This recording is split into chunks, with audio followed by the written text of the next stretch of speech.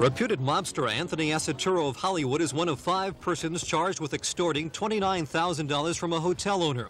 They allegedly did it by staging a fake murder and by threatening to tell the victim's wife about another woman, who in this case was allegedly defendant Adele Parabeck.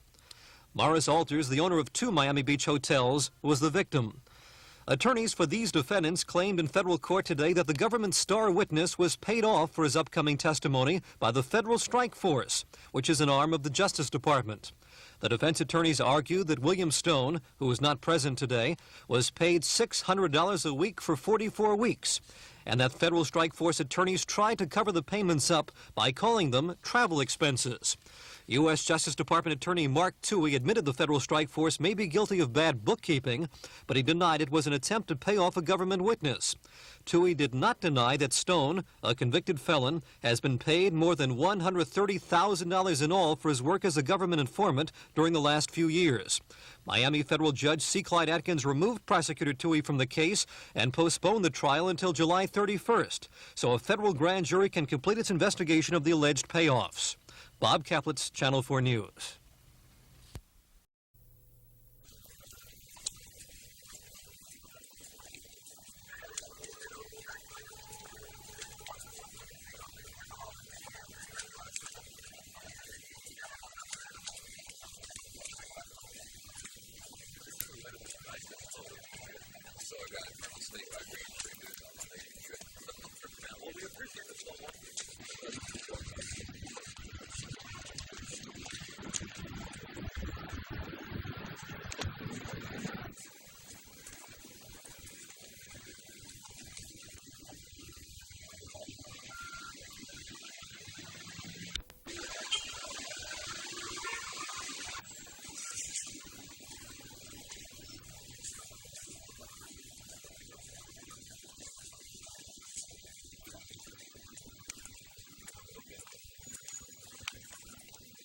If there's anything you'd like to say, we can stop at the end and give you an opportunity.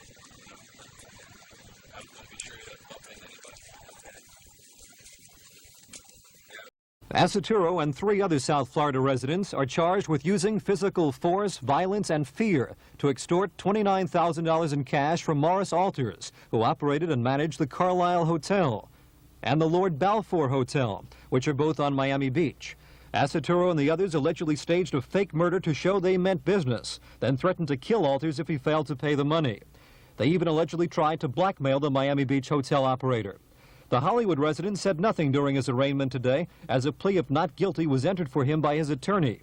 Accetturo's wife, Geraldine, said it was best for him not to testify because she said he has been under psychiatric care for the last 2 years and has trouble communicating with people. In fact, she claims Accetturo is so mentally disturbed that he's no longer capable of handling his business affairs, which include a rental equipment company in New Jersey that makes a $1,500 a week profit. All this suggests that one of his defenses may be that he did not know the difference between right and wrong when he allegedly committed the crimes. Federal Magistrate Peter Palermo set a personal surety bond at $500,000. A few minutes later, Accetturo's mind was apparently clear enough for him to take care of the bond matter with his attorney so he would be released. Mr. Accetturo, can you tell us how you feel? If Accetturo is convicted of all the charges, he could be sentenced to 60 years in prison and fined $75,000. A trial date has not yet been set. Bob Kaplitz, Channel 4 News at the Federal Courthouse.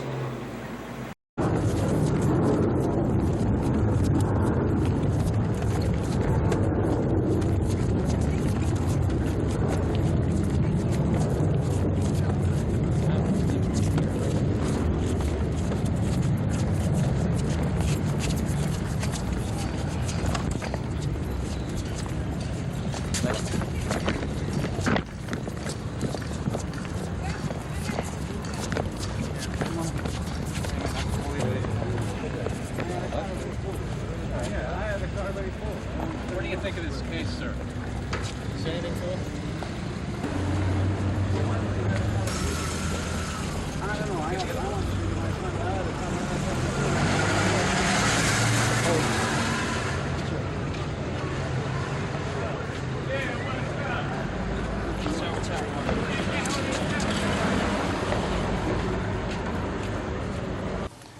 The high cost of white-collar crime, According to the FBI, the nation's banks alone last year reported losses of more than $200 million due to fraud and embezzlement.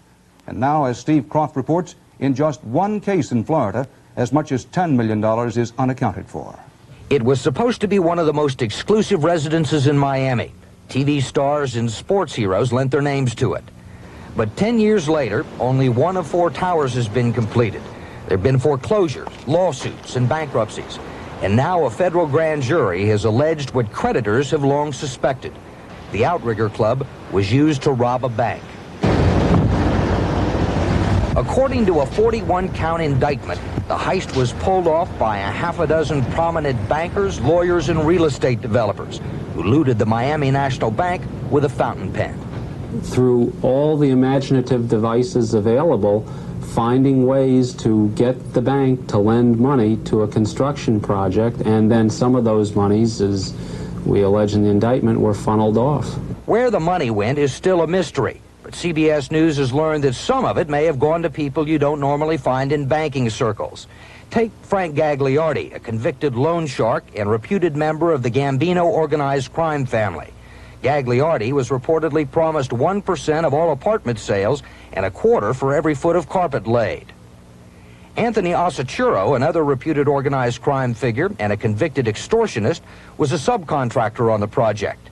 And Santo Trafficante, the reputed mob boss of Tampa, enjoyed the free use of an apartment there. So we'll be in court ready to fight when the trial comes.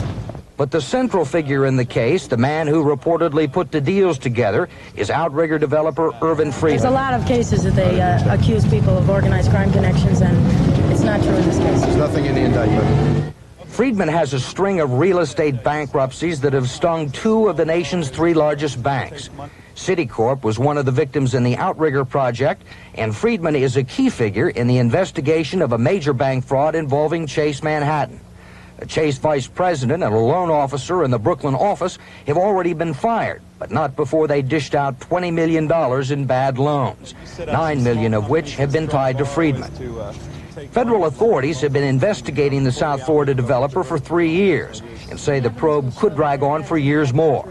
Already it has brought the bankers the one thing they dislike more than losing money. That's embarrassment. Chances are the financial losses are covered by insurance. Their pride is not. Steve Croft, CBS News, Miami.